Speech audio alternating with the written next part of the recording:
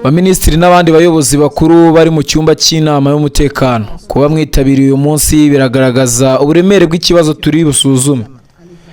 Hakurikijwe ingingo ya 39 y'amategeko agenga imikorere by'agateganyo y'inama y'umutekano, ndatumira aba bakurikira kwitabira iki cyiciro cy'inama: Madamu Pramila Patten, intumwa yihariye y'umunyamabanga mukuru w'umuryango w'abibumbye ushinzwe ibibazo by'ihohoterwa rishingiye ku gitsina rikorerwa mu bihe by'intambara; Madamu Karine Josel, washinze kandi akaba ayobora Haitian Women Collective.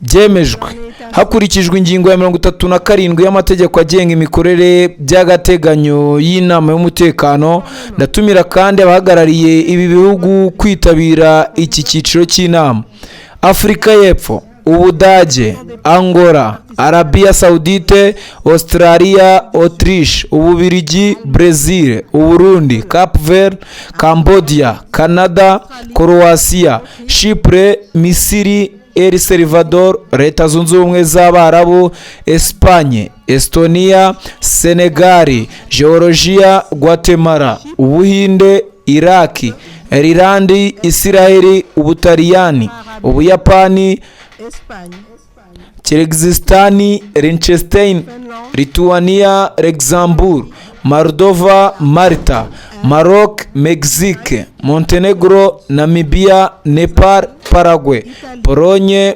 Portugal, Repubulika Bolivia, Venezuela, Repubulika ya Korea, Ubwami bw'Ubuholandi na Slovenia.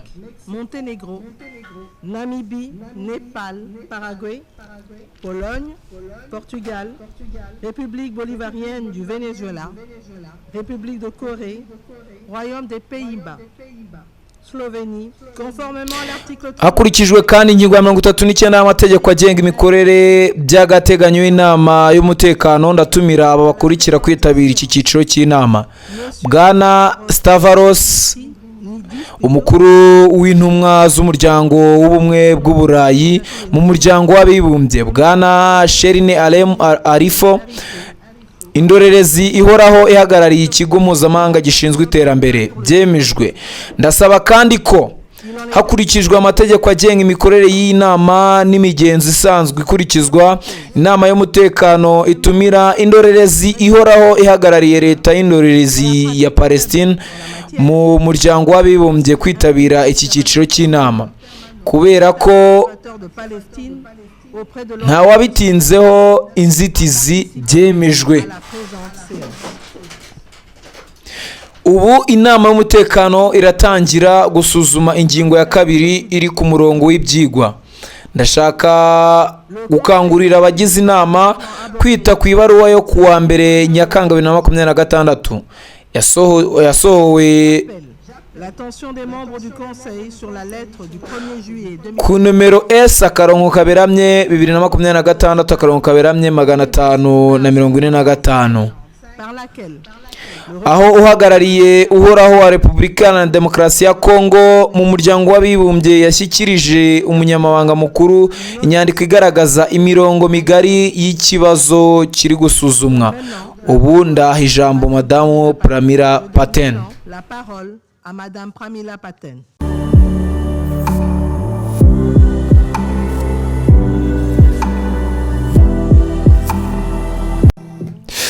Yes, aho ni ku cyicaro gikuru cy'umuryango w'abibumbye i New York, aho Minisitiri w'Intebe wa Repubulika Iharanira Demokarasi ya Kongo Judith Suminwa yayoboye inama y'akanama k'umuryango w'abibumbye gashinzwe umutekano. Iyi nama yari yibanze ku kibazo gikomeye cy'ihohoterwa rishingiye ku gitsina rikorwa mu gihe cy'amakimbirane, ikibazo kimaze igihe gihangayikishije ibihugu bitandukanye ku isi. Mu ijambo rye Judith Suminwa twagiye tunagerageza kubashyira mu Kinyarwanda, yashimangiye ko kurwanya iri hohoterwa bisaba ubufatanye mpuzamahanga, ubutabera ndetse no kurengera abasivili cyane cyane abari mu bihe by'intambara. Ibi yabigarutseho n'ubundi mu gihe hariya muri Repubulika Iharanira Demokarasi ya Kongo bari mu bibazo bigoye cyane by'umutekano muke cyane ko binagorana uko abaturage basavayivinga. Nibyo yatangaje rero avuga ati ibintu ntabwo biba byoroshye cyane. Inkuru rero nyamukuru ni ukubona ko Kongo yatangiye kubona umwanya ukomeye muri Loni, noneho ikaba yatangiye no kuba bayobora inama zigiye zitandukanye. Navuga ni ikintu gitunguranye cyane kandi mu by'ukuri Kongo itangiye kuba yagira ijambo nk'uko ejo bundi bari babivuga, mu rwego rwo kugaragaza rero uburemere bw'iki kibazo cy'ihohoterwa. Avuga ko riba rishingiye ku gitsina ndetse binaba igihe kinini mu makimbirane cyangwa se mu gihe cy'intambara.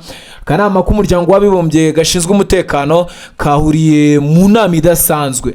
Iyi nama yabaye umwanya wo kuganira ku buryo ibihugu n'imiryango mpuzamahanga byakomeza kurwanya ibikorwa byo guhohotera abasivili mu gihe cy'intambara n'amakimbirane.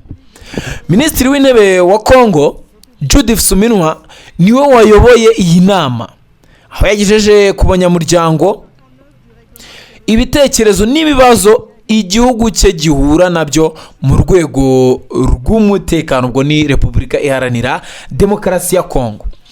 Yagaragaje ko ihohoterwa rishingiye ku gitsina rikorerwa mu bihe by'amakimbirane ari ikibazo gikomeye kigomba guhabwa umwanya mu biganiro mpuzamahanga. Mu ijambo rye nk'uko mwagiye murikurikira hano, naribashyiriye mu Kinyarwanda ngo mwumve muri make.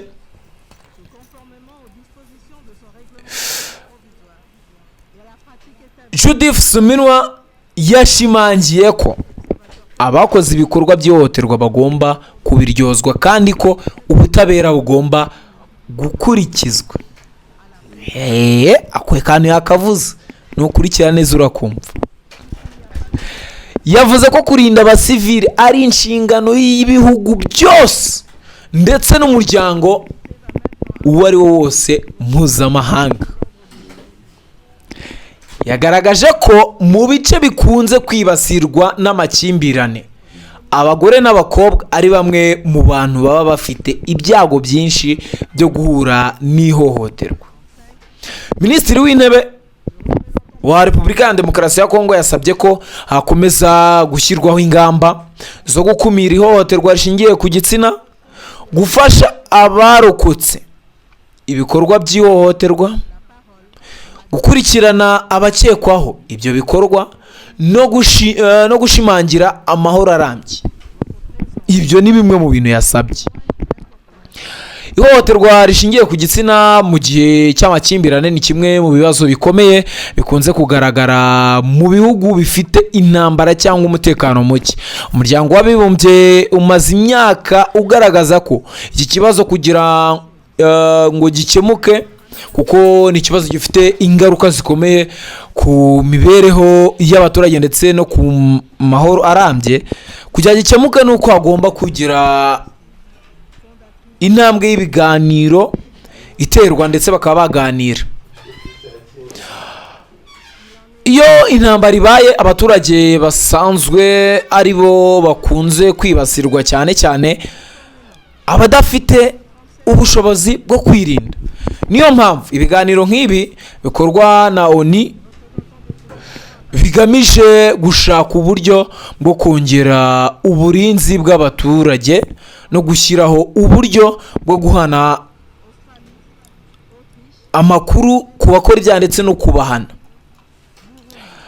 Repubulika ya Demokarasi ya Kongo ni kimwe mu bihugu byo mu karere k'ibiyaga bigari bimaze imyaka bihura n'ibibazo by'umutekano pe, kuko namwe murabizi hano kuri The Quick Times News niba uyikurikira ayo makuru ayafite, kuko nta cyumweru cyashira ari muri Repubulika ya Demokarasi ya Kongo hatabaye ibintu nk'ibi by'umutekano muke, ibitero kandi hano tubibagezaho byose 5/5 cyane cyane mu burasirazuba rero bw'iki gihugu niho hantu haba ibibazo bikomeye cyane, umutekano muke, intambara zihanganye, imitwe yitwaje intwaro, iterabwoba yarashe mu baturage, none hari n'ibitero bigenda bigabwa bya FARDC bashinja FARDC. Wumva ko nyine ni igihugu kitaba gifite amahoro namba.